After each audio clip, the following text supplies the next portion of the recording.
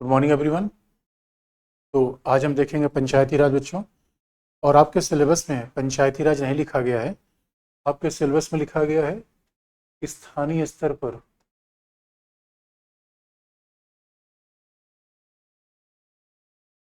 स्थानीय स्तर पर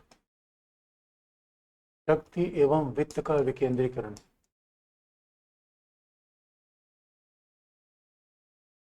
शक्ति एवं वित्त का विकेंद्रीकरण।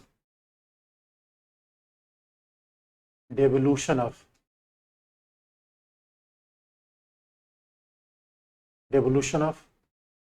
Powers. Devolution of powers and financial at the local level. दोस्तों, इसी का नाम है पंचायती राज। तो आपके सिलेबस में लिखा हुआ है स्थानीय स्तर पर शक्ति और वित्त का विकेंद्रीकरण। इसलिए जिन बच्चों ने किताब में देखा होगा तो वहाँ पंचायती राज करके नाम नहीं लिखा गया, क्योंकि आपके सिलेबस में ऐसा लिखा गया कि स्थानीय स्तर पर शक्ति वित्त का विकेंद्रीकरण। इसका मतलब 73rd अमेंडमेंट। बच्चों, 73rd अमेंडमेंट बड़ा हिस्टोरिकल है। और सच पूछो, 73rd अमेंडमेंट का बेस कहाँ से आया, थियरी कहाँ से आई? क्योंकि 73rd अमेंडमेंट देखना हो तो सच में that was dream of Gandhi. ये गांधी बाबा का सपना था।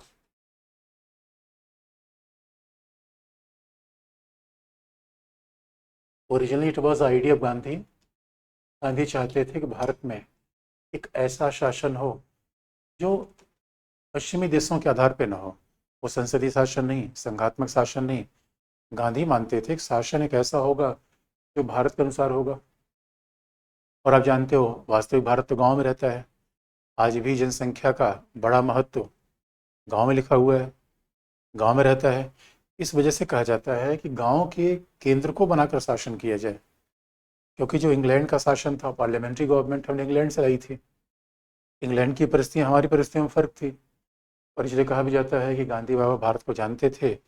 तो और बाद में क्या लिखा गया, निदेशक तत्व में ये विचार रख दिया गया। संविधान के डीपीएसपी में इसे रखा गया आर्टिकल 40 में।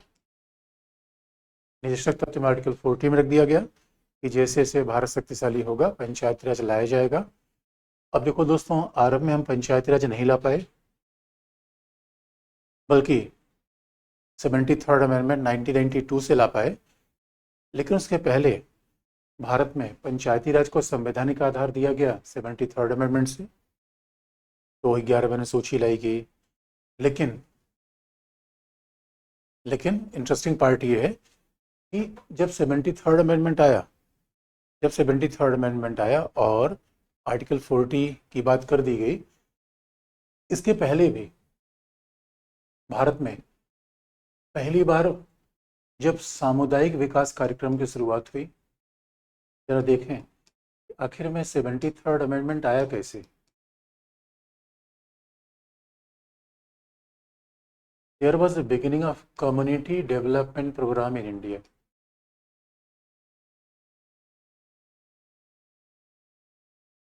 तो आप जानते हो, जब नेहरू जी देश के प्रधानमंत्री बने तो ऐसा लगता था कि नेहरू चाहते थे कि भारत में बड़े उद्योग बन जाएं, शहर बन जाएं। लेकिन भाई, कृषि आधारित जो जनसंख्या थी, गांव की जनसंख्या थी, तो स्वाभाविक रूप में अब कृषि आधारित जनसंख्या, गांव की आधारित जनसंख्या, इन सबको कैसे सुविधाएं प्रदान की जाए। अब ग्रामीण लोगों को स्वाभाविक रूप में कैसे सुविधाएं प्रदान की जाए, इस वजह से फिर प्रयास किया गया कि हम सामुदायिक विकास कार्यक्रम अपनाएं, कम्युनिटी डेवलपमेंट प्रोग्राम, जिसकी फंडिंग अमेरिका ने की थी। This community development program was aim for development a village. ये गांव के विकास के लिए था। अब गांव के विकास के लिए था तो सफल नहीं हो पाया। अब सफल क्यों नहीं हो पाया? क्योंकि आप दोस्तों, यार देखो, हमारे प्रशासन में आज भी डीएम साहब गांव नहीं जाते। इंटरेस्टिंग पार्ट है, देश की बड़ी जनसंख्या गांव में रहती है, लेकिन हमारे सारे गांव के लोगों को शहर में जाना पड़ता है। और डेमोक्रेसी में यह है कि जनता जनार्दन है। एक अजीब सा डेमोक्रेसी की फिलॉसफी है। अरे भैया, जब जनता जनार्दन है, जनता प्रमुख है और सारे प्रशासन के लोग हमारे सेवक हैं, तो वो हमारे पास आने चाहिए। यानी हकीकत की बात यह है कि डीएम सीएम पीएम लोगों के पास आने चाहिए या लोग उनके पास जाने चाहिए। तो इस वजह से इस बात पे लोग पहले से भी बात करते थे कि भाई सामुदायिक विकास कार्यक्रम साफ सफल क्यों नहीं हो पाया, क्योंकि बनाए उनके द्वारा जा रहा था जिन जो शहरों में बैठे थे। अब आप सोचो कि दिल्ली से कार्यक्रम बनाकर हम गांव में लागू कर दें, तो बच्चों जो गांव में रहेगा वही समझ पाएगा। इसलिए कम्युनिटी डेवलपमेंट प्रोग्राम फेल हो गया, क्योंकि कम्युनिटी डेवलपमेंट प्रोग्राम फेल होने का मूल कारण क्या था? हम शहरों में बैठे हुए लोग, अमेरिका इंग्लैंड से पढ़े हुए लोग सोच रहे थे गांव का विकास कर दे। और हमारे यहाँ तो आप देखोगे आज भी प्रशासन में गांव के लोगों को लोग समझते हैं गांव के लोग तो ऐसे मूर्ख हैं, जब गांव के लोगों के पास से ज़्यादा नॉलेज किसी के पास सही नहीं है। इन्वायरमेंट, अरे इन्वायरमेंट की जानकारी लेनी हो तो गांव के पास जाओ, और आपको संबंधों की जानकारी लेनी हो तो गांव के पास जाओ, एग्रीकल्चर की जानकारी लेनी हो तो गांव के पास जाओ। तो चीन के नेता माओ ने कहा था कि गांव को विकास केंद्र बनाया जाए, लेकिन संयोग की बात है कि भारत में ऐसा नहीं हो पाया। तो सामुदायिक विकास कार्यक्रम हमने लागू किया और पता चला कि जिनके विकास की बात थी उनसे पूछा भी नहीं गया, जिनका विकास किया जा रहा था उनका पार्टिसिपेशन नहीं था। इसीलिए सामुदायिक विकास कार्यक्रम फेल हुआ। इसकी जांच के लिए कमेटी गठित हुई, बलवंत राय मेहता कमेटी, कांग्रेस के नेता थे। और नेहरू जी ने कहा कि जरा बलवंत राय मेहता कमेटी से पूछा तो जाए कि सामुदायिक विकास का कार्यक्रम फेल कैसे हुआ। तो बलवंत राय मेहता कमेटी ने सीधा कह दिया कि भाई गांव के लोगों का आपने पार्टिसिपेशन किया ही नहीं। इसलिए बलवंत राय मेहता कमेटी ने कहा कि भारत में गांवों का अगर विकास करना हो तो पंचायती व्यवस्था लाइए। और ये पंचायती व्यवस्था 3 स्तर की होनी चाहिए। एक जनपद के स्तर पर होनी चाहिए, दूसरा ब्लॉक के लेवल पर होनी चाहिए, तीसरा गांव के लेवल पर होनी चाहिए। ये 3 प्रकार की पंचायती व्यवस्था लागू की जाए, 3 स्तर की, 3 स्तर की 3 लेवल्स की पंचायती राज का सिस्टम लागू किया जाए। तो ये रिकमेंडेशन था बलवंत राय मेहता कमेटी का। लेकिन आप देखोगे कि बलवंत राय मेहता कमेटी ने कहा 3 स्तर की पंचायत बनाई जाए। अब 3 स्तर की पंचायत बना तो दी गई और लागू हुई 1959 नागौर राजस्थान से, लेकिन संयोग की बात थी कि उतना सफल नहीं हो पाई, क्योंकि जब से पंचायती राज पहली बार नागौर राजस्थान से लागू हुआ तो भारत में बड़ा हिस्टोरिकल था। यानी पहली बार पंचायती राज लागू हो रहा था। आप कहोगे सर ये तीनों स्तर कैसे काम कर रहे थे, कैसे थे? तब इसका एग्जाम्पल आपको आगे देंगे 73rd में। लेकिन जब ये तीनों स्तर पंचायत का आया और ये हुआ कि पंचायती राज का सिस्टम लागू होगा, गांव गांव के स्तर पर पंचायती राज चलेगा, तो इसमें विचार आया कि राजस्थान से लागू किया जाए। लेकिन 1959 में लागू हुआ, तब तक बच्चों 62 में नेहरू का निधन हो, 64 में नेहरू का निधन हो गया, 62 में इंडिया चाइना वॉर हो गया, 65 में इंडिया पाकिस्तान वॉर हो गया। जरा सोच के देखो, भारत के ऊपर 60s में आफत का पहाड़ टूट पड़ा। एक एक समस्या हमारे ऊपर 1960s में आई। अब ऐसी समस्या के परिणाम स्वरूप कैसे समाधान किया जाता? समस्या इस प्रकार की थी, समाधान कैसे किया जाता? इसीलिए आप देखोगे कि पंचायती राज जिस विजन के साथ आया था, पंचायती राज का मतलब स्थानीय स्वशासन। स्थानीय स्वशासन का मतलब क्या है? गांव का विकास गांव के लोग करेंगे। इसका मतलब गांव में कहाँ सड़क बननी है, गांव में कहाँ तालाब खोदने हैं, भाई गांव की प्राथमिकता गांव वाले समझेंगे। तो गांव के लोगों को मिलाकर गांव का विकास किया जाए, इसे कहते हैं लोकल सेल्फ गवर्नमेंट। सेल्फ का मतलब हमारा गवर्नमेंट। अच्छा, डेमोक्रेसी का मतलब सेल्फ गवर्नमेंट माना जाता है। अब हमारा विकास हम ही लोग तो करेंगे, इसलिए नाम दिया गया लोकल सेल्फ गवर्नमेंट। लेकिन ये सफल हो नहीं पाया क्योंकि बड़ी प्रॉब्लम आ गई। फिर जनता पार्टी शासन आया 1977 में। तो जैसे जनता पार्टी शासन आई, उसने सोचा कि भाई कांग्रेस तो पंचायती राज का विकास नहीं कर पाई। और आप ये भी जानते हो कि हमेशा झगड़ा इस बात का भी था, गांधी के सही उत्तराधिकारी कौन है? तो जनता पार्टी ने कहा गांधी के सही उत्तराधिकारी तो हम हैं। तो अब ये हुआ कि अब पंचायती राज जनता पार्टी लागू करेगी। अब जनता पार्टी ने कहा कि 2 स्तर का पंचायत होगा, पार्टी नहीं थी, और जनता पार्टी ने कहा देखो भाई गांधी के सही उत्तराधिकारी हम हैं। कांग्रेस ने कभी गांधी को देखा ही नहीं। फिलहाल जनता पार्टी ने क्या किया, 2 लेवल की पंचायत लगा दी। 77 में जब जनता पार्टी आई, एक जनपद होगा, दूसरा डिस्ट्रिक्ट, दूसरा होगा मंडल। यहाँ गांव का स्तर नहीं था, अब मंडल को ब्लॉक ही मान लो।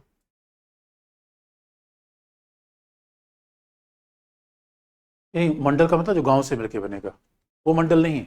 जो कमिश्नरी होता है वो मंडल नहीं होगा, बल्कि मंडल होगा, जनपद होगा। और क्यों होगा? क्योंकि ये रिकमेंडेशन दिया था जनता पार्टी सरकार ने। कहा कि पंचायती राज लागू होगा, तो जनता पार्टी सरकार ने क्या बना दिया था, अशोक मेहता समिति। ये दोनों गुजराती भाई थे। अशोक मेहता पहले कांग्रेस में थे, बाद में जनता पार्टी में शामिल हो गए। पहली समिति थी बलवंत राय मेहता, आप जानते हो, गुजराती। गांधी बाबा गुजराती थे, जैसे गांधी बाबा पूरी दुनिया के थे, गांधी बाबा गुजरात में लेकिन थे। तो अब गांधीवादी सपने को साकार करने के लिए गांधीवादी भी लोगों को लाया गया। अशोक मेहता समिति ने कहा कि भाई पंचायती राज कैसे लागू किया जाए, तो उन्होंने कहा ऐसा है 2 समिति बना लो, 2 लेवल बना लो। और इन्होंने कहा कि चुनाव आयोग बना दिया जाए, पंचायतों खर्च के लिए बाकायदा एक फंडिंग की जाए। तो जनता पार्टी ने कहा कि चुनाव, ये पंचायती राज चलना चाहिए। लेकिन दोस्तों, जनता पार्टी सरकार तूफान की तरह आई और फिर चली भी गई। जनता पार्टी सरकार जितने वेग से आई उतने वेग से शासन चली गई। इसलिए यहाँ भी पंचायती राज का सपना उतना पूरा नहीं हो पाया। और उसके बाद फिर आप देखोगे राजीव गांधी आए 85 में। राजीव गांधी, सोचिए, राजीव गांधी ने स्थापित की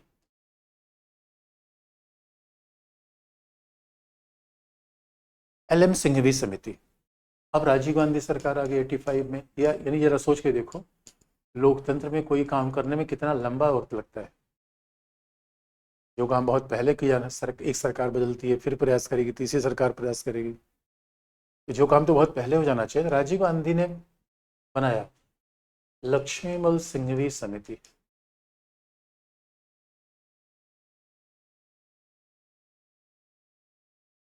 राजीव गांधी सरकार ने LM सिंघवी, बहुत बड़े वकील भी थे, राज्यसभा के सांसद रहे। अभिषेक मनु सिंघवी, इस समय बड़े वकील हैं, उच्चतम न्यायालय के, कांग्रेस के जुड़े हुए व्यक्ति हैं। उनके पिताजी राजस्थान से थे। तो लक्ष्मीमल सिंघवी कमेटी से कहा गया भाई आप भी थोड़ा बताओ पंचायती राज कैसे लागू हो। तो लक्ष्मीमल सिंघवी समिति ने कहा भाई 2 स्तरीय नहीं 3 स्तरीय लाया जाए और इसको संवैधानिक दर्जा दे दिया जाए। तो लक्ष्मीमल सिंघवी समिति ने कहा कि पंचायती राज 2 स्तरीय नहीं 3 स्तरीय होना चाहिए, जैसे बलवंत राय मेहता कमेटी ने कहा था। और 3 स्तरीय के साथ उन्होंने कहा कि ऐसा है, इसको संवैधानिक दर्जा भी दीजिए,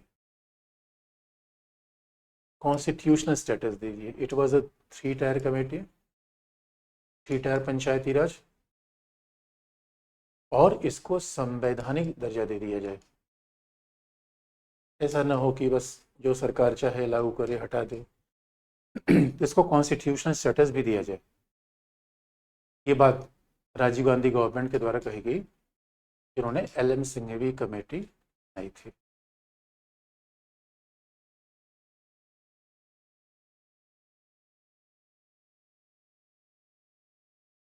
अब ये हुआ कि अब तो पंचायती राज जल्दी पारित हो जाएगा। राजीव गांधी को लोकसभा में 404 सीटें थी, लेकिन राज्यसभा में बहुमत नहीं था। और राजीव गांधी पंचायती राज को लेकर आ गए 64th अमेंडमेंट से। अब ये हुआ पंचायती राज संवैधानिक दर्जा मिल जाएगा। संविधान संशोधन विधेयक लेकर आ गए 64th कॉन्स्टिट्यूशनल अमेंडमेंट एक्ट, लेकिन पारित नहीं हो पाया। तो लोकसभा से दंदना के निकल गया, राज्यसभा में स्टक हो गया। राज्यसभा में विपक्षी दल के लोगों ने कहा ना भाई, पारित नहीं होने देंगे, हम इसको आगे बढ़ने नहीं देंगे। तो राजीव गांधी का सपना नहीं पूरा हो पाया। अब देखो, राज्यसभा ने तो पॉलिटिकल बेस पे कोई बिल रोक लिया, और आज भी यही होता है। इसलिए कई बार लोकसभा और राज्यसभा में जो टकराव होता है, ऐसा नहीं है कि बिल पर कोई असहमति है। ये टकराव क्यों होता है? क्योंकि पार्टी सोचती है कि अगली पार्टी क्यों श्रेय ले जाएगी। हम क्यों ना बनाए। राजीव गांधी भी सफल नहीं हो पाए, उसके बाद तो वीपी सिंह सरकार आई, उनके पास उतना समय ही नहीं था।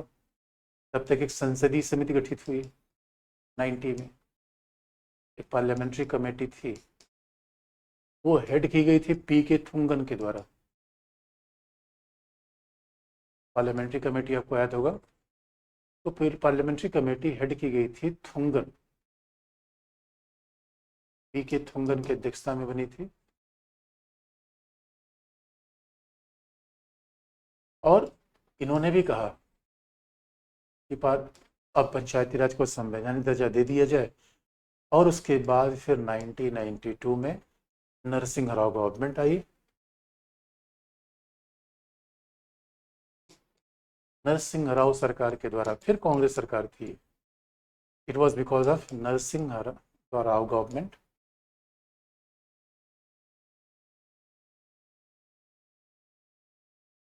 नरसिंह राव गवर्नमेंट ने क्या किया,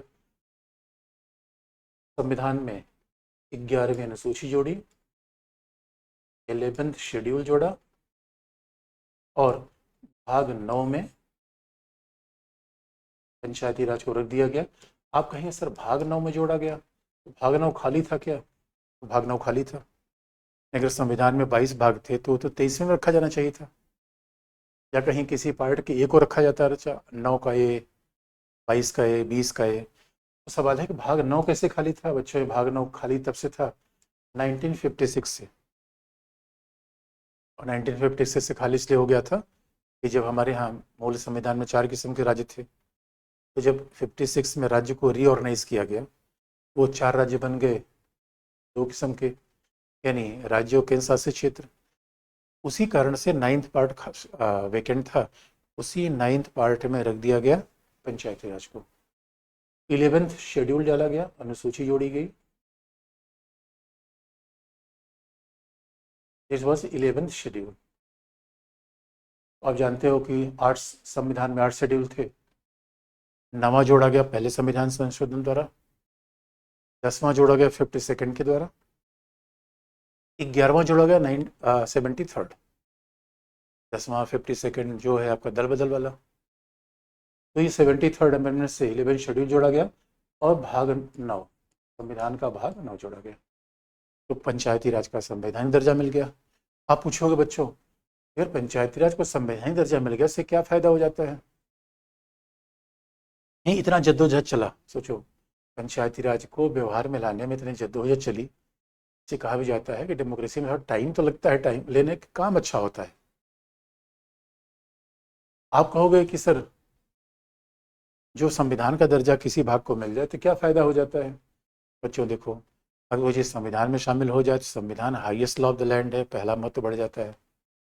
जो चीज़ संविधान में शामिल की जाएगी उसे पार्लियामेंट लॉ बना सकती है, और राज्यों को लॉ बनाने कह सकती है। और दूसरी बात है, जो चीज़ संविधान में शामिल हो जाएगी उसका अमेंडमेंट भी टफ होता है। जब संविधान में कोई हमने शामिल कर दिया, इतनी आसानी से उसका हम संशोधन नहीं कर सकते, कोई विशेष बहुमत चाहिए। तो जबकि लॉ तो है, तो आज लॉ है, तो कल हमने लॉ को सिंपल मेजोरिटी से हटा भी दिया, कोई फर्क नहीं पड़ता। संविधान के लिए सब चीज़ जरूरी होती है। इसलिए बच्चों, बड़े ध्यान से देखने की बात यह है कि अगर ये सब प्रावधान आ गए पंचायती राज के द्वारा, तो पंचायती राज की ये जो विकास की यात्रा थी पूरी हो गई 73rd अमेंडमेंट से। अब 73rd अमेंडमेंट से पंचायती राज कैसा जा रहा देखें, यानी कितनी समितियां आई, यानी बलवंत राय मेहता, फिर अशोक मेहता, फिर अभिषेक लक्ष्मण सिंह की कमेटी, थुंगन कमेटी, उसके बाद फाइनली 73rd अमेंडमेंट हुआ। और श्रेय गया कांग्रेस सरकार को ही। वैसे व्यवस्था कोई बन जाए दोस्तों, पार्टी से क्या, देश ज़्यादा इंपॉर्टेंट होता है। लेकिन विपक्षी दल के लोग नहीं चाहते कि दूसरे पार्टी को कोई मौका मिले। अब 73rd अमेंडमेंट में हुआ क्या बच्चों, जरा ये देखो। तो 73rd अमेंडमेंट की विशेषता क्या है? What are features of 73rd amendment?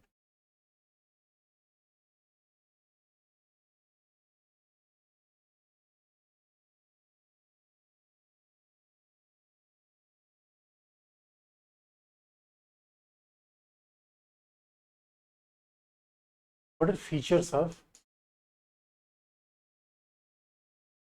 73rd amendment.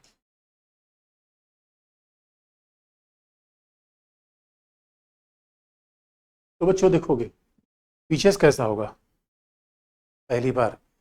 अब देखो इंटरेस्टिंग पार्ट ये बता दें, हमारे जो संसदीय शासन आया उसके हिसाब से केवल दुनिया का भारत का एक संसद है दिल्ली में। इतना बड़ा देश, 140 करोड़ लोगों के लिए एक संसद बैठना। और बच्चों जरा आप जो लोग बच्चे क्लास कर रहे होंगे, क्या उनको कभी संसद में आने का मौका मिला, देखने का मौका मिला? उत्तर है नहीं। तो हकीकत तो वह है कि आपको छोड़ दो, आपको तो मौका मिला ही नहीं। जो लोग दिल्ली में बैठे उनको ही मौका नहीं मिला। ये बड़ा इंटरेस्टिंग पार्ट है। जब जो दिल्ली में बैठे उनको भी मौका नहीं मिला तो उससे कहोगे कि सर इसी संसद का मतलब क्या है? तो इतनी डाइवर्सिटी, आप जरा सोच के देखो हमारे देश में इतनी डाइवर्सिटी, एक केंद्र से कानून बन जाएगा। मैं एक सामने उपाय बताता हूँ, ऐसा किया जाए बच्चों, हम गांव गांव में संसद बना दें। और ये काम पंचायती राज ने किया। और कैसे किया? ग्राम सभा के द्वारा।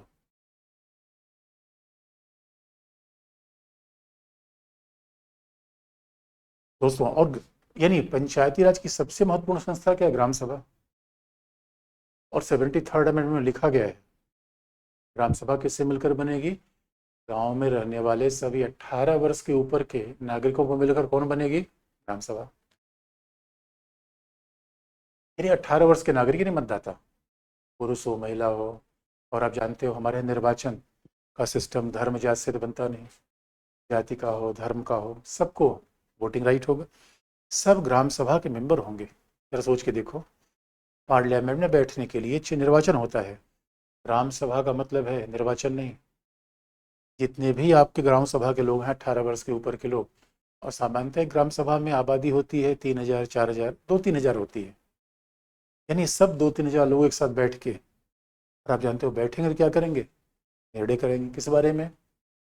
गांव में कहाँ लाइट लगनी चाहिए, किसको उज्ज्वला योजना मिलनी चाहिए, किसको आयुष्मान भारत मिलना चाहिए। क्या कमाल का विचार है बच्चों।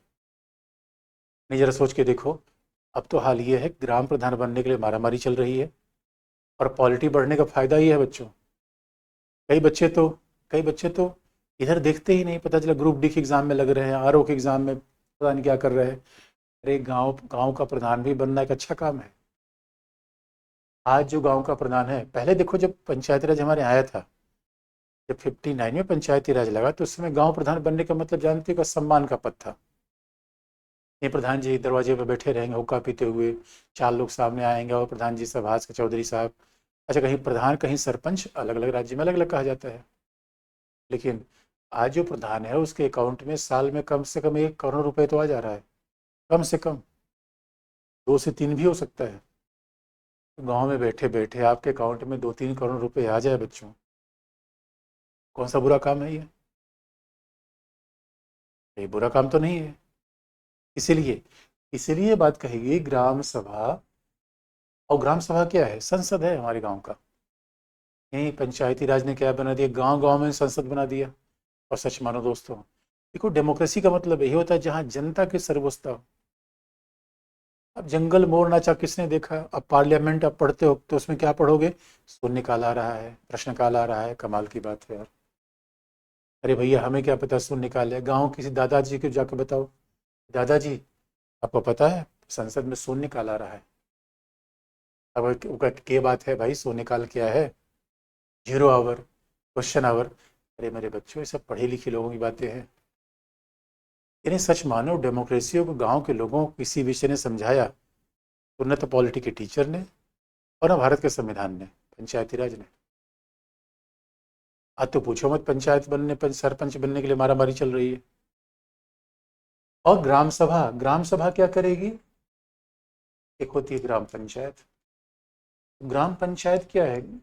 अगर विधायिका और कार्यपालिका का रिलेशन आप लोगे, और संविधान के हिसाब से ग्राम सभा सबसे नीचे की संस्था, महत्वपूर्ण संस्था। और मेरे बच्चों, ग्राम सभा नहीं है, जनता की आवाज़ है। ये आधारभूत लोकतंत्र है। अभी तक क्या था? अरे भाई, विधानसभा और लोकसभा में कौन बैठेगा? हमारे रिप्रेजेंटेटिव। और आप जानते हो 5 साल बाद अगर ये निर्वाचन हो जाते हैं, कि हमारे जो हेमा मालिनी हो चाहे शत्रुघ्न सिन्हा हो, एक बार हमने निर्वाचन कर दिया, 5 साल बाद वापस आने वाले नहीं, और वापस भी आएंगे तो कौन हमसे मिलेंगे। लेकिन हमारे गांव के प्रधान जी देखे बीड़ी पीते हुए चले जाते हैं, और मैं कई बार मिलता हूँ, प्रधान जी नमस्कार, पूछेंगे और बच्चे कब आए। अरे रोज हमारे गांव पे, अब बताओ, यही तो डेमोक्रेसी है, प्रधान जी रोज हमारे यहाँ आ रहे हैं, और मुझे पता चला कि मोदी जी से मिलने में पसीने छूट जाएंगे, कभी मिल के देख लेना। इसलिए बच्चों, और ग्राम सभा में क्या होगा, यानी सभी व्यक्ति, गांव के सभी व्यक्ति, every person of village age above than 18, 18 साल के ऊपर सभी व्यक्ति होंगे, वो सब गांव सभा के मेंबर होंगे। लेकिन ग्राम पंचायत में कौन होगा, सरपंच। सरपंच कहो, मुखिया कहो, प्रधान कहो, बात एक ही है। तो गांव पंचायत में कौन होगा, सरपंच होंगे, यानी हेड ऑफ द विलेज, यानी gram panchayat means village panchayat, head head of the village. तो ये क्या होगा, सरपंच होगा, मुखिया होगा। तो ग्राम पंचायत में कौन होगा, एग्जीक्यूटिव बॉडी है ये, इसमें मुखिया होगा, सरपंच होगा, जो तो मुखिया कहो, सरपंच कहो, और वार्ड मेंबर। अब 73rd अमेंडमेंट में लिखा गया है कि अब कैसे चुनाव उनका होगा, यानी ग्राम बच्चों, ग्राम सभा का चुनाव नहीं होता है, याद रखना। ग्राम सभा में सारे गांव के लोग बैठेंगे, 18 वर्ष के ऊपर बच्चे नहीं। लेकिन ग्राम पंचायत के सदस्यों का चुनाव होता है। अब देखो कहाँ से हमें पीटी एग्जाम में ध्यान रखना है, संविधान में क्या लिखा गया, जरा ये देख लो 73rd अमेंडमेंट में, जो बात संविधान में लिखी गई है। अब देखो कि 3 स्तर की पंचायत होगी, संविधान में ये बात लिखी गई है कि 3 स्तर की पंचायत होगी, और ये देख लो आप,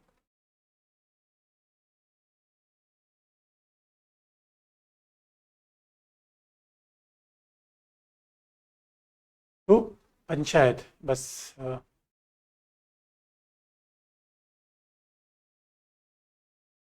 पे लिखा है कंपोजिशन ऑफ पंचायत, यानी पंचायत का संगठन कैसा होगा। तो subject to provision this part, राज्य की विधायिका में बाय लॉ, इस लेजिस्लेचर ऑफ स्टेट में by law makes provision with respect to composition of panchayat, कि कैसे, यानी पंचायत के जो, हर पंचायत का भाई, हर जैसे मान लीजिए आप गांव की कोई पंचायत है, बगल गांव कोई पंचायत है, जैसे लोकसभा क्षेत्रों का आकार समान होता है, वैसे पंचायतों का भी आकार समान होगा। पूरे राज्य में जनसंख्या के हिसाब से पंचायतों का आकार समान होगा, ये तो बात ठीक, जैसे लोकसभा विधानसभा में होता है वैसे यहाँ भी होगा। दूसरी बात लिखा गया है, panchayat shall be person chosen by direct election all seats in panchayat, panchayat में सभी सीटों का निर्वाचन कैसे होगा, प्रत्यक्ष निर्वाचन के द्वारा, डायरेक्ट इलेक्शन। और पंचायत सेल भी समान आकार के भौगोलिक क्षेत्रों में बांटा जाएगा, जो पूरे राज्य में एक जैसा रहेगा। दूसरी बात है, लिखा हुआ है, इसका मतलब भाई जो आपके गांव का पंचायत है, मान लो आप गांव का पंचायत क्या है, कोई भी मान लो कि कोई भी गांव का नाम समझ लो, उसके बगल पंचायत, सबका भौगोलिक आकार में आकर सेम रहेगा जैसे लोकसभा सीट होती है। और लिखा गया है कि चेयरपर्सन ऑफ पंचायत, जो पंचायत का अध्यक्ष होगा, किस स्तर पर, गांव के स्तर पर, और पंचायत का अध्यक्ष होगा, chairperson of panchayat, intermediate panchayat, legislature of state, यानी विधि कौन बनाएगा, विधानमंडल। तो chairperson of panchayat at village level और इंटरमीडिएट लेवल और डिस्ट्रिक्ट लेवल, 3 स्तर के पंचायत होंगे। और पंचायतों का चुनाव कैसे होगा, डायरेक्ट होगा। इसका मतलब ये है कि ग्राम, यानी ग्राम सभा के आकार बराबर होंगे, ग्राम पंचायत के आकार बराबर होंगे जनसंख्या के अनुपात में, और ग्राम पंचायत में मुखिया सरपंच का चुनाव सीधे आम जनता करेगी। इसका मतलब सरपंच का चुनाव सीधे आम जनता करेगी। अब आप जानते हो, लेकिन हमारे यहाँ बाकी चुनाव पार्टी लाइन पे होता है, गांव का चुनाव पार्टी आधार पर नहीं होता। आप इस गांव के चुनाव में पार्टी आधार नहीं चलता पहला। और एक बात इंटरेस्टिंग है, गांव का चुनाव कैसे होगा, ये रिप्रेजेंटेशन ऑफ पीपुल्स एक्ट 51 से नहीं होता।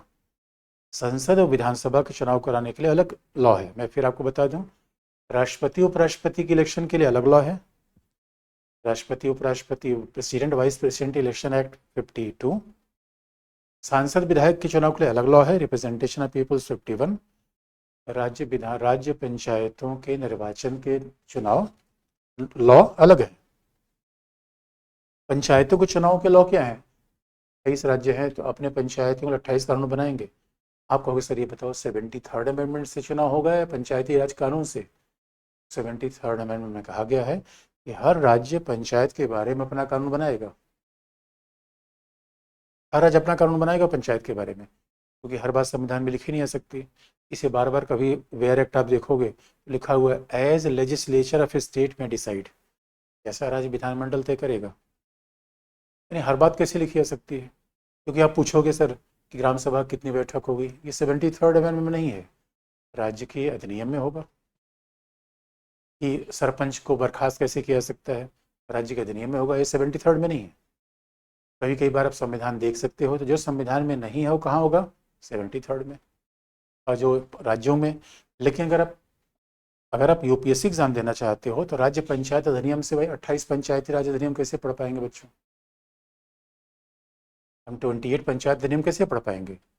हाँ ये बात अलग है। लेकिन मान लो जो स्टेट एग्जाम देना चाहते हैं, राजस्थान का, बिहार का, एमपी का, उसमें जो कुछ उनकी अलग स्पेसिफिक प्रोविज़न होगा वो देख लेंगे। लेकिन पहला ग्राम पंचायत होगा, उसके बाद दूसरा लेवल क्या हो? खंड पंचायत। और मान लो जिन राज्यों की जनसंख्या 20 लाख से कम है, block, this is a block panchayat. जिन राज्यों की जनसंख्या 20 लाख से कम है, 2 मिलियन से कम है, लेस देन 2 मिलियन है, वहाँ पे दूसरा लेवल जरूरी नहीं स्थापित करना। ये क्या है? विलेज पंचायत। तो मान लो जिसकी जनसंख्या 20 लाख से कम है, वहाँ दूसरा लेवल नहीं होगा, सीधे गांव होगा और जनपद होगा।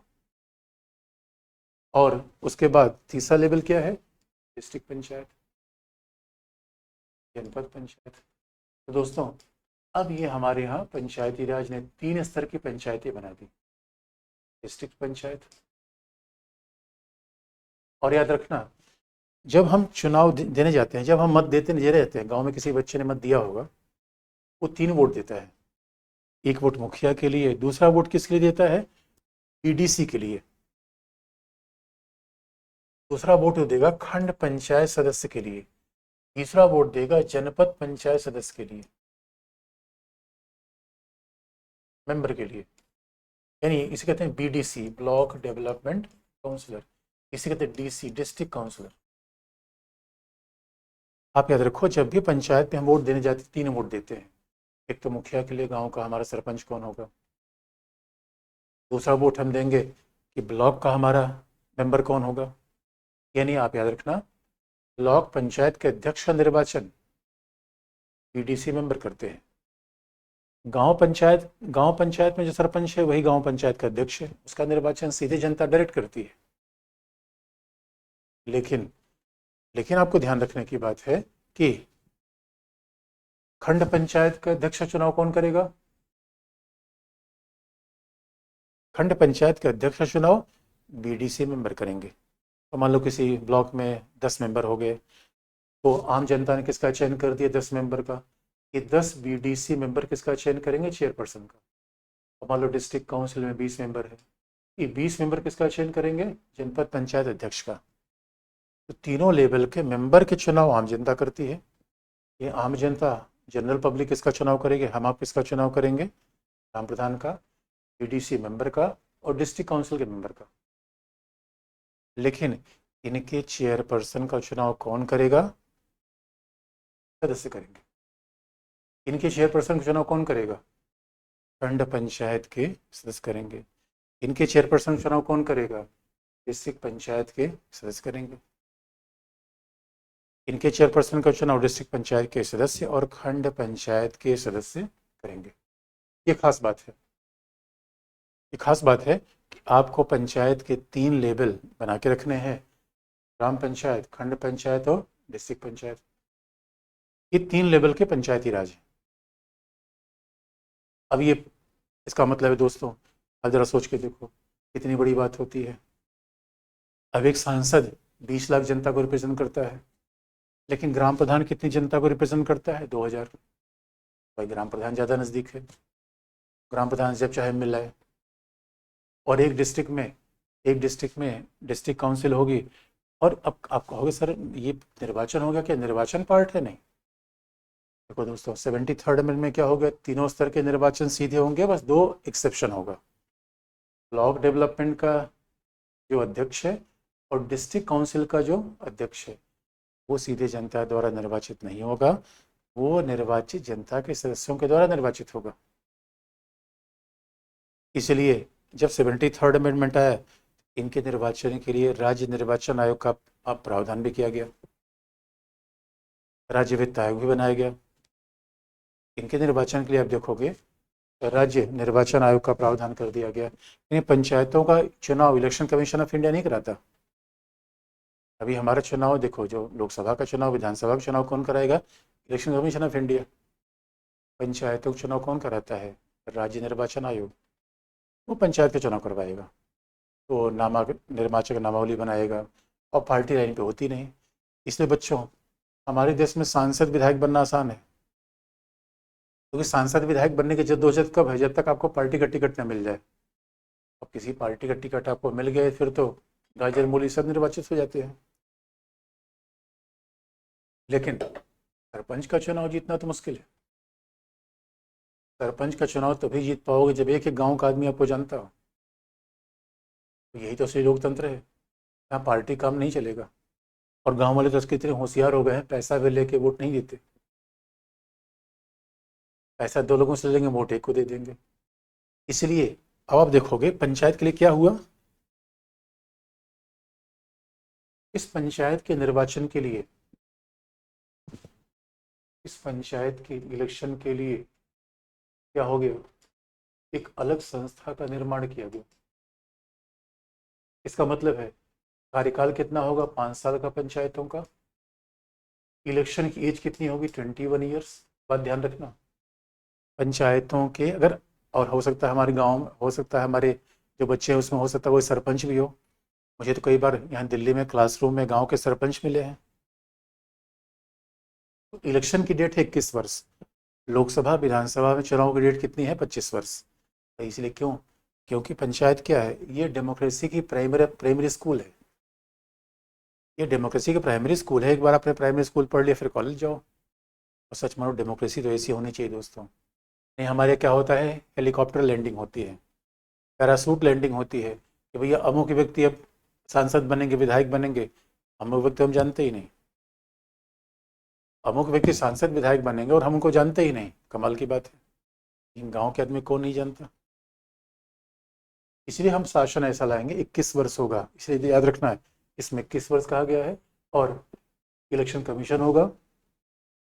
और मान लो कि अगर 5 साल के पहले चुनाव कराना है, तो चुनाव शेष टाइम के लिए होगा। क्योंकि लॉजिकल है बच्चों, एक गांव में मान लो कि 1000 पंचायतें हैं, तो अगर एक एक बार भंग होने लगे और हर महीने चुनाव होने लगे, फिर तो केवल इनका चुनाव ही करना सरकार काम हो जाएगा।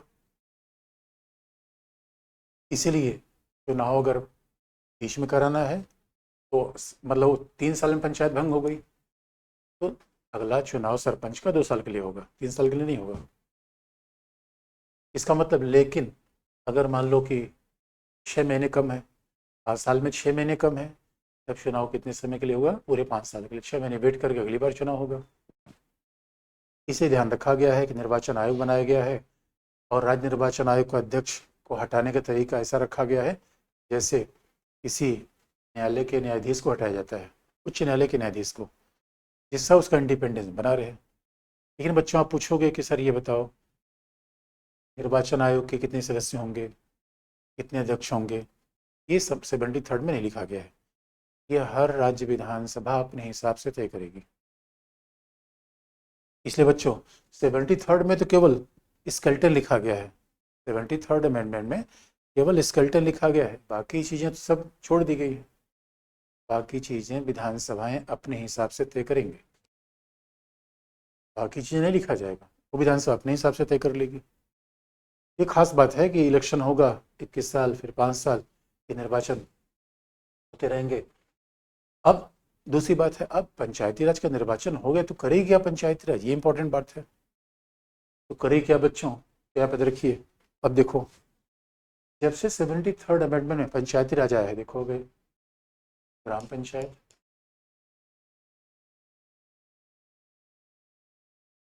अब गांव में आप जानते हो, एक है मुखिया, गांव का प्रधान, एक है मुखिया कह लो, प्रधान कह लो, दैट इज विलेज पंचायत। और आप जानते हो एक अधिकारी इसके लिए काम करता है, वो है ग्राम विकास अधिकारी। इसे हम कहते हैं विलेज डेवलपमेंट ऑफिसर, कई बार इसे ग्राम सचिव कहते हैं, इसे विलेज डेवलपमेंट ऑफिसर कहते हैं।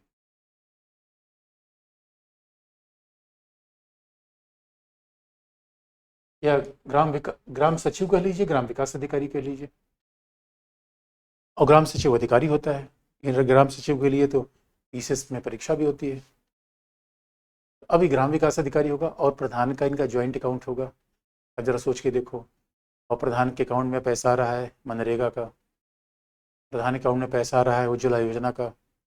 अब प्रधान, अब देखो अगर पंचायती राज ना होता तो क्या होता, अधिकारी तय करते कि क्या होगा। अब ग्राम प्रधान देखेगा कि भाई किसको पैसा दिया जाए, किसको रोजगार दिया जाए, किसको इंदिरा आवास में, प्रधानमंत्री आवास योजना में किसको घर दिया जाए। ये बहुत बड़ी बात है। यानी जरा सोच के देख लो गांव का। और इतना ही नहीं दोस्तों, बात अभी ख़त्म नहीं हुई, क्योंकि मामला केवल यही नहीं होगा, बल्कि गांव का प्रधान जो होगा उसमें क्या होगा, 1/3 महिला आरक्षण होगा। संसद में तो अभी आरक्षण हुआ है, पंचायत में तो पहले से है। 1/3 रिजर्वेशन फॉर द विमेंस, और उसके बाद अनुसूचित जाति जनजाति के लिए आरक्षण होगा, वो उनकी जनसंख्या के अनुपात में होगा। और आरक्षण कैसे होगा, पिछड़े वर्गों के लिए। There will be reservation for the OBC, reservation for the SC ST, reservation for the women's. सबके लिए ग्राम पंचायत में रिजर्वेशन होगा। अब जरा सोच के देख लो, यानी महिला भी आप गांव के प्रधान हो, कितनी बड़ी बात है बच्चों। महिला, अब जरा सोच के देखो, पहले तो हमने ये सोच रहा था लड़कियां हैं केवल चूल्हे पे खाना बनाने के लिए, बच्चे पैदा करने के लिए, बच्चों को खिलाने के लिए। पहली बार जिस महिला को हमने कभी घर का प्रधान नहीं बनाया, वो महिला ग्राम प्रधान होगी। इसलिए बच्चों, डेमोक्रेसी में जो चेंज आता है बड़ा प्रभावी होता है। डॉक्टर अम्बेडकर ने इसे पंचायती राज का विरोध किया था। देखो गांधी बाबा कहा कहते पंचायती राज होना चाहिए, डॉक्टर अम्बेडकर ने पंचायती राज का विरोध किया था। और उन्होंने क्या कहा था कि पंचायती राज नहीं होगा, क्योंकि उनको लगता था गांव में पंचायती राज होगा तो ऊंची जातियों के लोगों का प्रभाव हो जाएगा। लेकिन ये बात गलत सिद्ध हो गई है। आज अनुसूचित जाति जनजाति को उनकी जनसंख्या के अनुपात में रिजर्वेशन है, महिलाओं को 1/3 है। और कुछ राज्यों ने तो, बिहार जैसे राज्यों ने संख्या बढ़ा के आधी कर दी है। इसलिए बच्चों, आने वाले समय में अब यही महिलाएं संसद में भी जाएंगी। अब जरा सोच के देखो, ये डेमोक्रेसी में चेंज होता है। इसे डेमोक्रेसी में होले होले चेंज जरूर होता है, डेमोक्रेसी की रफ्तार बैलगाड़ी जैसे चलती है, इन चेंज बड़ा ज़बरदस्त होता है। तो कल्पना करो बच्चों, कभी सोच पाए थे। देखो शहरों में तो महिलाओं का उत्थान हो गया, क्योंकि शहर महिलाएं आई, इंडिपेंडेंट रूप में काम कर रही हैं। गाँव में तो महिलाओं के लिए तमाम बंदिशें थी। अब अनुसूचित जाति जनजाति का व्यक्ति भी गाँव का प्रधान होगा। और आप जानते हो गाँव का प्रधान होगा तो उसके अकाउंट में करोड़ों रुपए आ रहे हैं। अब हर आदमी को देगा। अब यहाँ तक कि स्कूल में दलिया किसको बनवाना है, खाना किसको खिलाना है, प्रधान जी की जिम्मेदारी है। तालाब खुदवाना है, यानी अगर आपको कहीं लोन वगैरह लेना है तो कितनी बड़ी बात हो गई। यानी जहाँ हम सोचते थे कि दिल्ली से विकास करवाने जाएं, हम सोचते थे लखनऊ से विकास की गंगा बहेगी। ये मेरे बच्चों, अब तो विकास नीचे से ऊपर बह रहा है, ऊपर से नीचे नहीं। तो कितनी बड़ी बात, जरा सोच के देखो। इतना ही नहीं, उसके बाद देखो खंड पंचायत, उसके ऊपर खंड पंचायत रिजर्वेशन हर स्तर पर होगा। रिजर्वेशन केवल पंचायत पे नहीं बल्कि ब्लॉक ब्लॉक पंचायत हर लेवल पर रिजर्वेशन, तीनों पर रिजर्वेशन होगा। और ब्लॉक में कौन होता है? एक तरफ होता है खंड पंचायत अध्यक्ष होता है, ब्लॉक डेवलपमेंट ऑफिसर।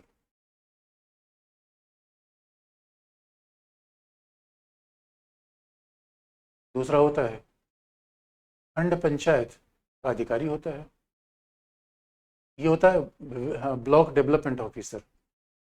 जो पीसीएस ऑफिसर होता है खंड पंचायत का, ब्लॉक डेवलपमेंट ऑफिसर होता है। यानी एक तो chairperson of block development, chairperson of block,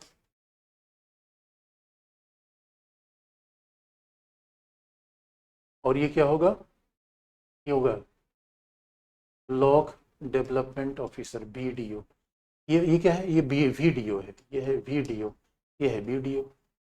अब ये होंगे, इस तरह सोच के देखो। उसके बाद लास्ट में एक समय था जहाँ पे केवल डीएम साहब ही काम करते थे, लेकिन अब यहाँ पे क्या होगा? जनपद पंचायत का अध्यक्ष होगा।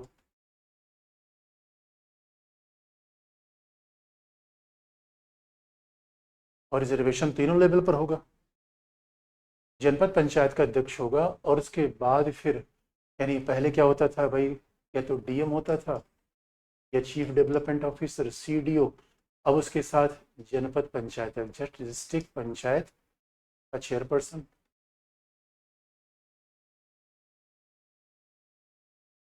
यानी डिस्ट्रिक्ट मजिस्ट्रेट और मुख्य विकास अधिकारी, चीफ डेवलपमेंट ऑफिसर। यानी पहले मेरे बच्चों, गांव के विकास की जिम्मेदारी किसके हाथ में दे दी गई थी? डीएम और सीडीओ के हाथ में। और आप देखो डेमोक्रेसी की यही बात है मेरे बच्चों। देखो डेमोक्रेसी में प्रॉब्लम क्या होती है? डेमोक्रेसी का अच्छाई क्या है? भाई हर 5 साल बाद जनता के पास जाना होगा, और हर 5 साल में जनता अगर काम आप नहीं करोगे जनता हटा देगी। अच्छा, अधिकारी के पास से चैलेंज नहीं है। अधिकारी का आप क्या कर सकते हो? ट्रांसफर कर सकते हो। अधिकारी को आप 5 साल में हटा नहीं सकते। डेमोक्रेसी की ये बड़ी खासियत है। इसीलिए अब आप होगा क्या भाई? जनता के प्रतिनिधि बताएंगे गांव का विकास कैसे होगा। आप कहोगे सर अब अधिकारियों की आवश्यकता नहीं रहेगी। नहीं, अधिकारी तो रहेंगे, क्योंकि दोस्तों देखो, परमानेंट एग्जीक्यूटिव स्थायी कार्यपालिका अलग है, अस्थायी कार्यपालिका अलग है। दोनों मिलेंगे तभी तो डेवलपमेंट होगा। क्योंकि यकीन मानो, विधायक और सांसद का जो डेवलपमेंट होता है वो लखनऊ तक ही सीमित हो जाता है। सांसद महोदय क्या डेवलपमेंट करेंगे? भाई गांव का प्रधान है, गांव के लोग हैं जो गांव को जानते हैं, और वो क्या करेंगे? हमारे यहाँ अधिकारियों को निर्देश देंगे, अधिकारियों के साथ मिलकर काम करेंगे। ऐसा नहीं किसी अधिकारियों की भूमिका खराब खत्म हो गई, बस एक नई भूमिका का निर्वाह हो रहा है। इसे पंचायती राज ने किया क्या है बच्चों? ब्यूरोक्रेसी क्या बनाया? रिस्पॉन्सिव बनाया है, अकाउंटेबल बनाया है। अब नौकरशाही उत्तरदायी होगी, जवाबदेह होगी। नौकरशाही उत्तरदायी और जवाबदेह होगी, जिससे, क्योंकि अब जनता बताएगी भाई हमें विकास कैसा करना है। ये पंचायती राज ने बड़ा परिवर्तन किया, जरा सोच के देखो। पंचायती राज ने पूरे शासन को चेंज कर दिया, निर्णायक रूप में परिवर्तन कर दिया पंचायती राज ने। अब बॉटम टू टॉप डेवलपमेंट हो रहा है। और यही नहीं, इसके बाद पंचायत ने क्या किया? इसका मतलब है पंचायत को कितना विषय दिया काम के लिए? 29 सब्जेक्ट्स। ये 29 विषय दिए गए हैं 11वीं सूची से। अब 29 विषय में क्या? एग्रीकल्चर है, यानी पगडंडी का निर्माण करना है, तालाब है, पगडंडी है, तालाब है, एग्रीकल्चर है। ये सारी बातें आपको पंचायतों में करनी पड़ेगी। प्रकाश है, अब आप देखोगे कि उसमें इंदिरा आवास योजना भी शामिल कर लिया, आयुष्मान, शिक्षा, स्वास्थ्य, गैस सबको मिल रहा है दोस्तों। इसलिए आप जरा सोच के देखो, और यही तो गुड गवर्नेंस है मेरे बच्चों। ये पंचायती राज नहीं है, ये गुड गवर्नेंस है। लेकिन अब जरा जरा सवाल देख लो मेरे बच्चों, जरा मैं आपको सवाल देख लूँ फिर।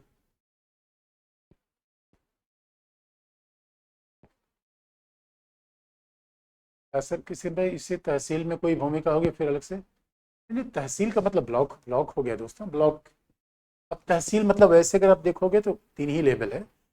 कई कई जगह है तो ब्लॉक और तहसील, तहसील को अलग अलग कहा जाता है कि पंचायती राज में ब्लॉक होगा। इसी वजह बीडीसी काम क्या होता है बच्चे, बीडीसी काम ये होता है कि ब्लॉक डेवलपमेंट काउंसलर का चयन करे, उसके बाद बीडीसी के पास बहुत भूमिका नहीं होती। अब बीडीसी जितना काम करा ले मिलके ब्लॉक पंचायत अध्यक्ष से। मुखिया सरपंच एक ही बच्चे है मेरे, मुखिया सरपंच एक ही बात है, नाम अलग अलग है। किसी चाहे राज्य चाहे तो आरक्षण नहीं दे सकती, ये देखो पूजा। अनुसूचित जाति जनजाति महिलाओं का आरक्षण देना पड़ेगा। पिछड़े वर्गों के लिए कहा गया है कि राज्य जब चाहे आरक्षण दे, लेकिन अब तो हर जगह दिया जा रहा है। किसी बच्चन का बीडीओ काम क्या है बच्चे, बीडीओ में बहुत, ब्लॉक डेवलपमेंट ऑफिसर का मतलब है कि भाई एक कोऑर्डिनेटिंग एजेंसी है, बहुत विभिन्न सारे गाँव में जो काम हो रहे हैं। अब बीडीओ क्या करता है, उनके बीच में समन्वय करेगा, सामंजस्य करेगा। अभी कहीं याद रखना, कई जगह हम बीडीओ को, ब्लॉक डेवलपमेंट ऑफिसर को एसडीएम जैसा, बिहार वगैरह में तो उसको ब्लॉक डेवलपमेंट ऑफिसर ज़्यादा पावरफुल होता है बीडीओ, उसे वहाँ जो लगभग एसडीएम का दर्जा दिया जाता है। लेकिन यूपी जैसे राज्य में बीडीओ अलग है, एसडीएम अलग है। और लड़ने का फायदा क्या है, जब घर पर वोट नहीं देते, इसी वजह से अब गांव में मलगाव भूमि कौन पट्टा कर, अरे मेरे बच्चों ये सब पट्टा कराने का अधिकार आजकल सरपंच को है। और सरपंच बाकायदा ये जमीन वगैरह पट्टा कराने में वंचित वर्गों को खूब ध्यान रखता है। सब हरा में मिले, सरपंच कुछ काम नहीं करता 5 साल में अरे मेरे बच्चों, अगर देखो अब यही तो आरटीआई है, आप बच्चे पढ़ लिख गए हैं, अगर आपके गांव में कोई काम नहीं करा रहा है तो आप आरटीआई डाल सकते हो, सच मानो सरपंच को काम कराना पड़ेगा, डीएम साहब को पत्र लिख सकते हो। क्योंकि अगर बच्चे बच्चे अगर प्रभावशाली है तो निश्चित अब काम करना पड़ेगा। जनपद पंचायत को ही जिला पंचायत, हाँ मेरे बच्चों, जनपद पंचायत को हो, जिला परिषद को हो, बात एक ही है, बात एक ही है। यूपीएससी एक्सप्रेस पर नागौर में पंचायत असफल क्यों हुआ, अरे मेरे भाई साक्षी, नागौर में नहीं पूरे भारत में असफल हुआ, कारण मैंने बता दिया। क्योंकि नेता जानबूझ के सफल नहीं करना चाहते थे। देखो आज भी आधी पंचायत को जानबूझ के हमारा नेता सफल नहीं होना चाहते, क्यों, कोई सरपंच अगर प्रभावशाली हो जाएगा कल के लिए विधायक की दावेदारी कर देगा। तो अगर सरपंच और गांव के लोग प्रभावशाली हो जाए तो ऊपर ऊपर शहर शहर से लोग आके विधायक और सांसद बन जाते हैं, उन सबका जमानत जब्त हो जाएगी। और आने वाले समय में हमारे यहाँ ऐसा होगा। बच्चे ने पूछा है कि मुखिया सरपंच एक ही है बच्चे, नाम अलग, एक ही चीज़ है। सरपंच में आरटीआई के, अरे सरपंच के खिलाफ आरटीआई डाल दोगे ना तो सारे उसकी जांच हो जाएगी। और आजकल तो हमारे यहाँ गवर्नमेंट ऑफ इंडिया पंचायती राज मंत्रालय की वेबसाइट है, पंचायती राज मंत्रालय की वेबसाइट पे लिखा हुआ है आप गांव में कितना पैसा दिया गया, कितनी स्कीम है, उसके खिलाफ आप कहीं। और हमारे यहाँ तो जब से पंचायती राज आया है तब से एक नया पर डिस्ट्रिक्ट में डीपीआरओ, डिस्ट्रिक्ट पंचायती राज ऑफिसर, इसको भी आप शिकायत कर सकते हो। तो डिस्ट्रिक्ट पंचायती राज ऑफिसर का भी काम है कि पूरे गांव के विकास का, ग्रामीण ग्रामीण विकास काम इस डीपीआरओ को दिया गया है, डिस्ट्रिक्ट पंचायती राज ऑफिसर। अब जरा सोच के देख लो, जब पंचायती राज नहीं था तो ये सारे काम तो करते थे अधिकारी। किसी बच्चे ने पूछा महिला नाम मात्र की होती है, अरे मेरे बच्चों देखो अभी कुछ खामियां हैं, चिंता मत करो, खामियां तो हैं। अरे लोकतंत्र की शुरुआत ऐसी ही होती है, धीरे धीरे, बस एक बार मैदान में आ जाए फिर देखो।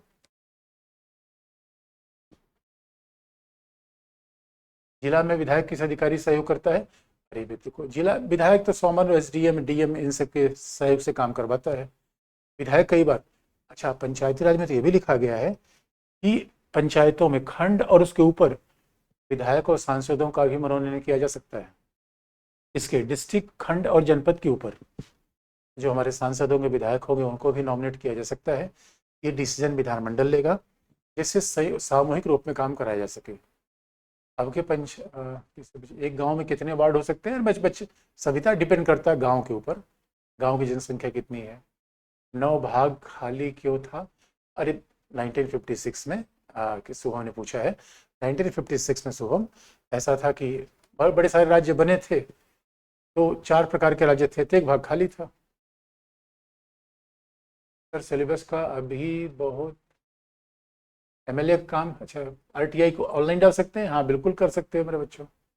प्रधान बहुत करप्ट होता है, अरे मेरे बच्चों प्रधान करप्ट होता है तो चिंता मत करो, लेकिन तुम आरटीआई कर सकते हो, लेकिन अभी पढ़ो लिखो। उसके बाद ग्राम सचिव के लिए कोई एग्जाम होता है, हाँ ग्राम सचिव के लिए स्टेट एग्जाम करवाता है। जज संविधान ईश्वर दोनों के नाम पर शपथ ले सकता है, अरे मेरे बच्चों शपथ तो हमारा देखो ईश्वर के नाम पे लेते हैं या ईश्वर के नाम पे न ले, संविधान की शपथ तो सब लेते हैं। ब्लॉक प्रमुख का क्या काम होता है? ब्लॉक प्रमुख का मूल है विभिन्न गांव पंचायतों को भी समन्वय सामंजस्य करना। पंचायत में रिकॉल का अधिकार भी होता है। सत्यन ने पूछा है, मेरे बच्चे कुछ राज्यों ने किया था कि भाई जो सरपंच अच्छा न करे उनको बुला लिया जाए 5 साल पहले, जैसे कि राजस्थान ऐसा किया था, लेकिन अब उसने बंद कर दिया है। तो गाँव वगैरह में बड़ी समस्या है। अब मान लो प्रधान जी दूसरे के गाँव में हैंडपंप न लगवाए, कहेगा रिकॉल करवा देगा, तो बड़ी सी पॉलिटिक्स होगी। अब कितनी बार चुनाव करवाया जाए? प्रधान सरपंच के बाद होता है, नहीं नहीं मेरे बच्चों, प्रधान सरपंच वही है, वही है। ग्राम पंचायत ग्राम सभा क्या डिफरेंस है? अरे मेरे बच्चों, ग्राम पंचायत का मतलब है जिसमें सरपंच आएगा और वार्ड मेंबर आएंगे, जबकि ग्राम सभा में पूरे गांव की जनता आएगी। ग्राम सभा मतलब विधायिका, सरपंच मतलब कार्यपालिका। महिला सरपंच चुनी जाए पंचायत पर, ऐसा क्या कानून हो सकता है? अरे मेरे बच्चों, महिला सरपंच क्यों नहीं चुनी जाएगी? 1/3 सीट रिजर्व है ना, 1/3। मेरी भी सुन लीजिए, किसी बच्चे ने क्या, आरटीआई डालने वाले की पहचान होती है? देखो मेरा बच्चा इतना डर रहा है। अरे पहचान से तुम्हें क्या चिंता है? आरटीआई वाले बिल्कुल पहचान होगी। तो कोई डर कौन तुम्हें लग रहा है? किसी बच्चे का शपथ कौन दिलाता है? मेरे बच्चों देखो, अलग अलग पंचायती राज का अधिनियम है। पालक मंत्री इसका ही हिस्सा होता है, पालक मंत्री इसका हिस्सा होता है। ग्राम पंचायतों को नियंत्रण डीएम करता है, एसडीएम नहीं। देखो, ग्राम पंचायतों को नियंत्रण करने का अधिकार अलग अलग 28 राज्यों में सिस्टम अलग अलग है। कहीं डीएम कुछ अधिकार है, कहीं एसडीएम, कहीं डीपीआरओ को। आईआर, हाँ भैया आईआर अब पढ़ाएंगे यार, अब इसकी बस यही खत्म हो जाएगा और करने में और कितना सब। अरे मेरे बच्चों, अब तो पंचायत को खत्म कर देंगे, तो इसके बाद थोड़ी बात ही बच जाती है, चिंता मत करो। उसके बाद है नगर पालिका और कुछ जो उसको नागरिकता प्रस्तावना, 1-2 पार्ट जो छोटे मोटे हैं। मेनली तो पार्ट देखो पंचायत से खत्म हो जाता है, मेन तो पार्ट खत्म हो जाता है। बाकी छोटे मोटे विधायक निधि है बच्चों, जो राज्य विधानसभा कई बार देती है अपने यहाँ, कुछ करोड़ 2 करोड़ दे दिया। सर मैं सरपंच बनूं या कलेक्टर? सर, अरे मेरे बच्चे, सरपंच देखो अब तो तुम्हारी जिम्मेदारी है, तुम्हारा निर्णय है, मैं कैसे बताऊं? जब पढ़ानी हो जवानी में, कूद पड़े प्रधानी में। अरे नहीं नहीं, देखो एक बात, पढ़ना तो हमेशा पड़ेगा, पढ़ते रहो अच्छे तभी काम करोगे, प्रधान बनो चाहे कुछ भी बनो। ये पढ़े लिखे आदमी का अलग प्रभाव होता है। अब प्रधान है वो कुछ जानता ही नहीं, प्रधान पंचायती राज आरटीआई नहीं जानते, तो कैसे डीएम साहब साथ बात करोगे? अरे पढ़े लिखे रहोगे तो पढ़ा लिखा जरूर हर जगह जरूरी है, ऐसा नहीं है। सर वीडियो वीडियो में क्या डिफरेंस? अरे मेरे बच्चों, विलेज डेवलपमेंट ऑफिसर गांव में काम करता है। अब ये वीडियो मतलब इंस्पेक्टर समझ लो, और वीडियो मतलब SHO, block development officer BDO. तो जो पूरे खंड का मालिक होता है वीडियो है, जो गांव का मालिक होता है वो वीडियो है। सर प्रधान सरपंच अलग नहीं शुभम, वो एक ही बात है यार। सर प्रधान कहो, सरपंच कहो, मुखिया कहो, एक बात है। हमारे सरपंच को नहीं पता आरटीआई क्या होती है, अंजलि ने पूछा है। तो कोई बात नहीं, नहीं पता अंजलि, तुमको तो पता है ना, तुम दायर करो उसको। किसी बच्चे ने पूछा है, क्या डीएम पंचायत को भंग कर सकता है? मेरे बच्चों, 73 में ऐसा नहीं है। देखो संविधान संशोधन में सब ये अधिकार राज्य विधानमंडल को दे दिया गया है। इसे यूपी का पंचायत अधिनियम अलग है, बिहार का पंचायत अधिनियम अलग है, राजस्थान का पंचायत अधिनियम अलग है। किसी बच्चे ने पूछा नगर पंचायत क्या है? नगर पंचायत दोस्तों अलग है, नगर पंचायत तो नगर पालिका का पार्ट है, वो 73 में नहीं 74 में है। सरपंच अपना इस्तीफा दे सकता, हाँ बिल्कुल दे सकता है, लेकिन कभी देता नहीं। सर जी सिलेबस कंप्लीट नहीं, क्या बोला? महाराष्ट्र में पालक मंत्री का प्रावधान है। अदानी से, अरे मेरे बच्चों, पालक कुछ और शब्द वहाँ लोकल होगा, इसका मतलब इंग्लिश या हिंदी कुछ बताओ। पालक का मतलब तो, पालक का मतलब ऐसा होता है इसे पालना करने वाला मंत्री, ऐसे क्या? वेलफेयर। राष्ट्रीय जिला परिषद की भूमिका क्या होती है? ये सारे पंचायतों को भी समन्वय करना, सरपंच करना। सरपंच खाली पड़े होने पर कौन बढ़ेगा? कौन बढ़ेगा? यूनिवर्सिटी में रिजल्ट खराब होने पर आरटीआई डाल सकते हैं? हाँ आरटीआई डाल सकते हो। ज़्यादा काम कौन करवा लोग? सीडीओ क्या है? चीफ डेवलपमेंट ऑफिसर है। सीडीओ मतलब आईएएस ऑफिसर होता है, सीनियर पीसीएस होता है, जिसका काम गांव के विकास को देखना होता है, वो सीडीओ होता है। और जो जिला के सारे प्रशासन में देखता है वो डीएम होता है। तो सीडीओ डीएम से थोड़ा नीचे होता है मेरे बच्चों, चीफ डेवलपमेंट ऑफिसर, मुख्य विकास अधिकारी। सरपंच को हटाना हो तो क्या करें? तो आप देखो अपने आप उस राज्य में एक्ट देख लो, कई राज्यों में विश्वास प्रस्ताव के प्रावधान है। किसी बच्चे ने कहा है कि सिलेबस में क्या नहीं हो रहा है। अरे मेरे बच्चों बताओ तो क्या नहीं हो रहा है, तभी तो हम तुमको बताएंगे। अभी सिलेबस में क्या कंप्लीट कराना है, क्या तुम लोग बोलोगे तभी तो। और मेरे इस देखो, बाकी तो देखो बच्चों, हमारे बच्चे इतने होशियार है कि बाकी सिलेबस, अब जितनी बातें बेसिक थी सब हमने बता दी है। बाकी जो छोटी मोटी बातें हुई आपको बता देंगे, वो चिंता मत करना, अच्छे से आप पढ़ो। इसे बच्चा 368 बाई 368 में फिर से बता दूंगा आपको, बता दूंगा 368। सिटीजनशिप प्रिंबल हाँ बता देंगे। कोचिंग वाले खाली आरटीआई कोचिंग वाले, ओ माय गॉड तुम यार कैसा काम करोगे, कोचिंग वाले बताओ। किसी बच्चे ने कहा अरे मैं वकील वकील नहीं मेरे बच्चों, मैं टीचर हूँ यार, मुझे वकील मत बनाओ। प्रधान कैसे हटाएंगे सर, अरे मेरे बच्चों ये पढ़ो लिखो यार।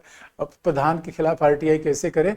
अब प्रधान के खिलाफ आरटीआई, एक बार गूगल पे चले जाओ, ग्राम प्रधान को पेंशन मिलता है क्या, अलग अलग राज्यों ने कर रखा है, कुछ राज्यों ने दे रखा है, राज्यों के अलग अलग है, संविधान में लिखा है मेरे बच्चों। सर की कोई बुक का नाम बता दो, मुझे नहीं मिल रही। अरे ज्योति बुक अमेजन पे चले जाओ, फ्लिपकार्ट पे चले जाओ, मिल जाएगी, चिंता मत करो, मेरे नाम से ही है। पुंगन समिति, अरे मेरे बच्चों पुंगन समिति पार्लियामेंट्री कमेटी थी, इसने कहा था पंचायती राज को संवैधानिक दर्जा दिया जाए। पार्षद की शिकायत कैसे करें। पार्षद देखो, पार्षद नगरों में होता है, गांव में नहीं होता। अशोक मेहता कमेटी ने कहा था कि पंचायत दो टीयर का होगा। किसी राज्य में आरक्षण नहीं भी है क्या, पूजा ने पूछा है। नहीं पूजा, देखो आरक्षण तो ही है, राज्य हर राज्य में है। किसी का डेप्यूटी सरपंच नहीं होता है मेरे बच्चे। अब देखो, अब फिर हमने कहा हमारे 28 राज्यों के प्रावधान है, अब 28 राज्यों के प्रावधान तो हम जान नहीं सकते, अब हमें तो संविधान पढ़ना है 73rd। मुखिया आपके हैंड रिटेन, अरे नहीं बच्चों, हैंड रिटेन जो मैं लिखवा दे रहा हूँ यही सब तो है।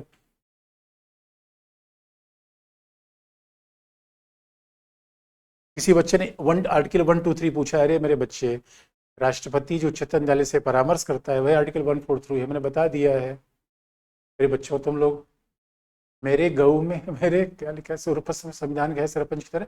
अरे नहीं बच्चे, कोई सरपंच तरह संविधान में नहीं है, ये सब अलग अलग। इलेक्ट्रल बॉन्ड क्या है, अरे शुभम इलेक्ट्रल बॉन्ड खत्म हो गया है। अरे भाई सीधी सी बात थी, इस चंदा देने का तरीका था पार्टीज को, कि मान लो तुम पार्टी को चंदा देना चाहोगे तो बैंक में जाके कह दोगे भाई इतना बैंक को हमने चंदा दिया, और वो अब तो खत्म हो गया है, लेकिन वो चंदा किसने दिया वो तुम समझ सकते हो, पार्टी, बाकी कोई तीसरा नहीं जान पाएगा। नगर पालिका निगम में स्थायी शासन विभाग, हाँ मेरे बच्चों भाग है, मैं बताऊंगा अभी। इंग्लिश मीडियम के बुक सौरभ ने, अरे नोट्स ठीक है यार, इंग्लिश मीडियम चिंता मत करो सौरभ। सर लोक नीति भी तो काफी है। अरे नहीं लोक नीति देखो, हमारे यहाँ सेकंड पेपर में कई बार प्रशासन का है, प्रशासन का आपको अलग सर बताएं, गवर्नेंस, गवर्नेंस का आपको अलग से क्लास होगा, मैं केवल पॉलिटी बता रहा हूँ। जैसे प्रेशर ग्रुप है, मंत्रालय है, विभाग है, ये सब गवर्नेंस का पार्ट है बच्चों, वो अलग आपको सर बताएंगे, डोंट वरी, गवर्नेंस वाली पार्ट आपको अलग बताया जाएगा। इसी बच्चे ने पूरा बुक कलर कर दिया, बहुत अच्छे बच्चे, इसे अच्छे से पढ़ो। ठीक है फिर बच्चों, आज के लिए फिर इतना ही। मेयर कौन होता है, अरे मेरे बच्चे शुभम ने पूछा, मेयर डिस्ट्रिक्ट में होता है, जनपद में, शहरों में होता है, शहरों का अध्यक्ष को मेयर कहते हैं, वो गांव में नहीं होता, शहरों में नहीं होता। ठीक है बच्चों, फिर थैंक यू।